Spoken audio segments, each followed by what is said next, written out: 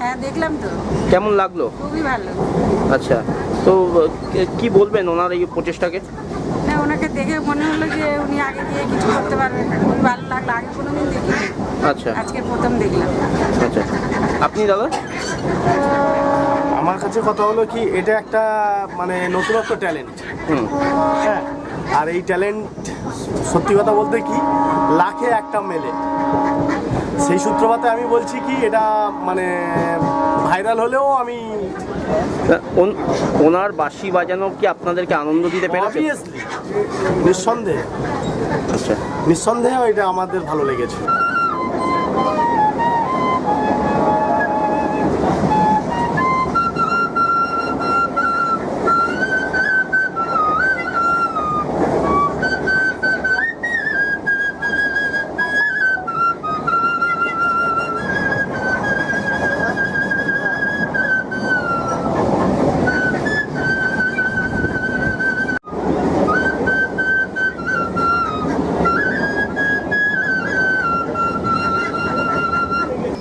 দাদা দেখলেন বাঁশি বাজানো নাক দিয়ে? হ্যাঁ দেখলাম।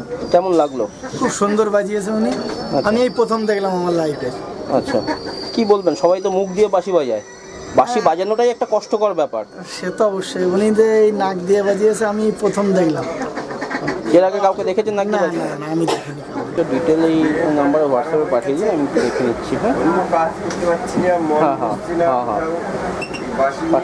পাঠান, আমি দেখে নিচ্ছি। কষ্ট হলেও কষ্টের মধ্যে খুব ভালো লাগে। হ্যাঁ হ্যাঁ, আপনি পাঠান, আমি দেখে নিচ্ছি। ভালো লাগলে তো পিঠটা হয়তো চালাতে হবে, তাই মানুষের কাছে হাত পা দিয়ে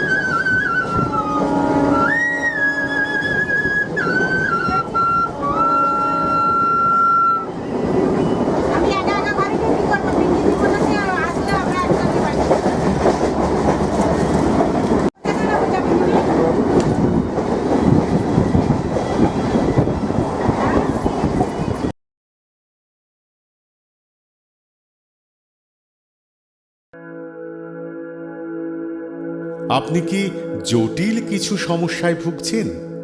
সমাধান পেতে চান? যোগাযোগ করুন প্রখ্যাত জ্যোতিষ ও তান্ত্রিক মনসারাম ভট্টাচার্যের কন্যা মনসা কন্যার সাথে।